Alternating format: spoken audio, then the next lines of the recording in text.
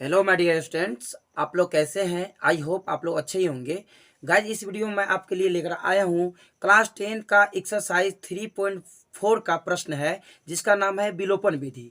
तो इस वीडियो में मैं आप सभी को विलोपन विधि सिखाऊंगा। आपके सामने मैं एक प्रश्न लेकर आया हूँ। प्रश्न ये है कि x plus y equal to 5 और दूसरा है 2x minus 3y equal to 4। तो इस प्रश्नों को हम इस वीडियो में हल करने वाले हैं। तो चलिए इस वीडियो को हल करते हैं। मैं पहले सवाल को पुट कर लेता हूं। नीचे में दिया हुआ है x प्लस, हल मैं पहले से लिख चुका हूं, x प्लस वाई बराबर 5। इसे मैं मानूंगा इक्वेशन नंबर 1। ठीक है, समीकरण 1। और दूसरा आपका है 2x माइनस 3y बराबर कितना है आपको 4। ये हो गया इक्वेशन नंबर यानी समीकरण 2। तो ये आपको विलोपन विधि है। देखिए, विलोपन का मतलब क्या होता है कि विलुप्त करना। मुझे इस दोनों पदों में से किसी एक पद को गायब करना है। वो गायब किस तरह से करेंगे? मल्टीप्ले करके करेंगे। किसी भी ऐसा संख्या हम कोई लेंगे जिससे मल्टीप्ले करने पर वो पद गायब हो जाए। जैसे कि देख लीजिए यहाँ पर 2x है। ठीक है, यहाँ पर 2x है। यदि हम इनसे इसको घटाएंगे तो ये गायब नहीं होगा। यदि गायब कब होगा? जब दोनों ऊपर नीचे क्या हो, बराबर हो, तो ही ये गायब हो सकता है, भाग सकता है। तो मैं क्या करता हूं, यहाँ पे देखिए सिर्फ x है, यहाँ 2x है। तो मुझे इस पद को 2x बनाना है।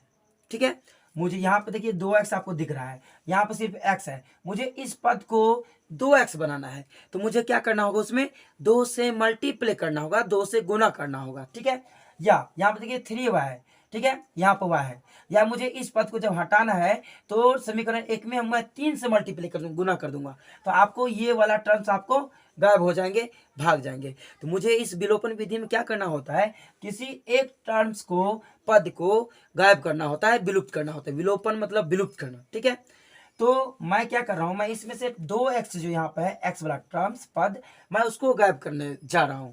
तो गायब मैं कैसे करूंगा? जब यहाँ पर 2x है, यहाँ भी 2x होगा तो ही ये गायब होगा। तो मुझे यहाँ भी 2x करना है, लाना है। तो 2x के लिए मुझे क्या करना होगा? समीकरण 1 में 2 से गुना करना होगा, तो ही ये आपको 2x होंगे, वरना 2x नहीं होंगे। तो मैं क्या करता हूं, लिखता हूं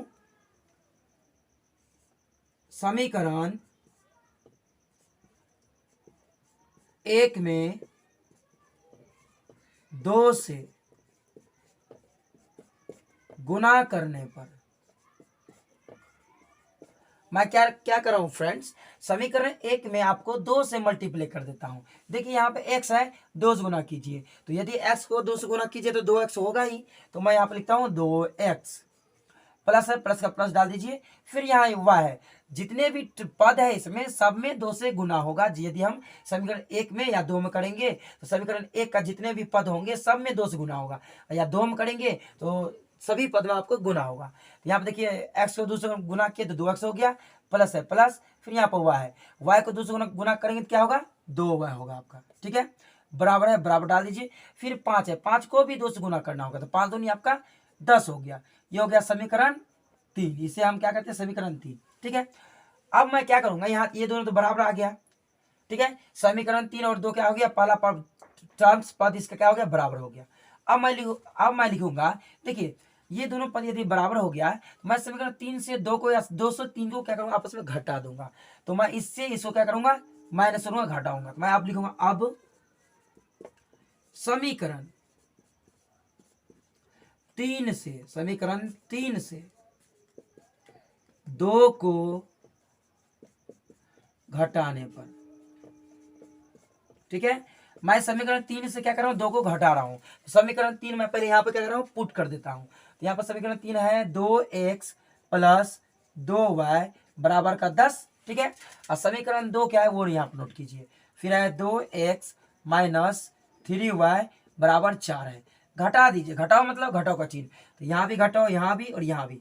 देखिए ये आपका प्लस में है, ये आपको प्लस माइनस माइनस हो गया है। तो ये आपको प्लस माइनस क्या होगा? आपस में कैंसिल हो जाएंगे, कट जाएंगे। ये दोनों आपको गायब हो जाएगा। ठीक है, देखिए यहाँ भी माइनस है, यहाँ भी माइनस है। ये माइनस आपको मिलकर क्या हो जाता है? आपका प्लस हो जाता है। तो ये प्लस है और फिर ये प्लस है। प्लस प्लस तो आपको प्लस ही होता है। तो 3 और 2 कितना हो गया? 5 वह हो गया। ठीक है, बराबर उस साइड देखिए 10 में ये माइनस का 4 हो गया, प्लस का 10 हो गया। अब 10 में से 4 घटा दीजिए, क्या हो जाएगा आपका 6 हो जाएगा। या मुझे y बराबर निकालना है, y बराबर इस साइड देखिए 6 है, 6 है, और ये आपका है मल्टीप्लाई में इस साइड। अब बराबर को उस साइड जाएंगे तो आपको भागा में हो जाएंगे, बटा में हो जाएंगे। ये 5 आ गया आपके बटा में। ये हो गया आपका y का मान। ठीक है, ये y का मान अब हम लोग निकाल चुके हैं। अब मैं कह रहा हूँ y का मान समीकरण 1 में रख दूंगा। ठीक है, अब मैं लिखूंगा अब y का मान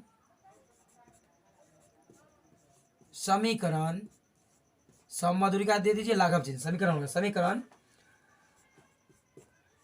1 में रखने पर। ठीक है, मैं अब y का मान क्या कर रहा हूं, समीकरण 1 में रख देता हूं। तो एक समीकरण ये है, तो मैं पूरा एक समीकरण 1 जो मैं उसको यहाँ पे पुट कर लेता हूं, उतार लेता हूं। तो आपका समीकरण 1 है आपको x प्लस y बराबर कितना आपका 5 है। ठीक है, अब y का मान देखिए इतना आया है, 6/5 आया है। अब जहां y होगा वहां पर मैं 6/5 पुट करूंगा। x का x है तो मैं x से लिखता हूं प्लस y का मान देखिए आपको कितना हो गया 6/5। ठीक है, बराबर उस साइड आपको 5 है, 5 है, या x बराबर उस साइड देखिए आपको जब भी बराबर देंगे तो बराबर को उस साइड वाला संख्या पहले नोट करेंगे हम। 5 है 5, या आपको इस साइड प्लस में, उस साइड जाएंगे तो माइनस में 6/5 आपका आ जाएगा। ठीक है, इसके नीचे कुछ नहीं, अपने से 1 डालिए। अब क्या कीजिए, इन दोनों का एलसीएम निकाल लीजिए। 1 5 का लघुत्तम 5 होगा, आप भी जानते हैं। तो 1 को 5 बार पढ़ेंगे तब 5 होगा, अब 5 को 5 से गुना कर दिए, 5 25 आपका आ गया। माइनस का माइनस, फिर 5 1 5 1 टाइम 1 बार 5 1 बार पढ़ेंगे तब 5 होगा, और ऊपर जो 6 है उसको 1 से ही मल्टीप्लाई कर दीजिए, आपको 5 ये हो जाएगा। ठीक है, या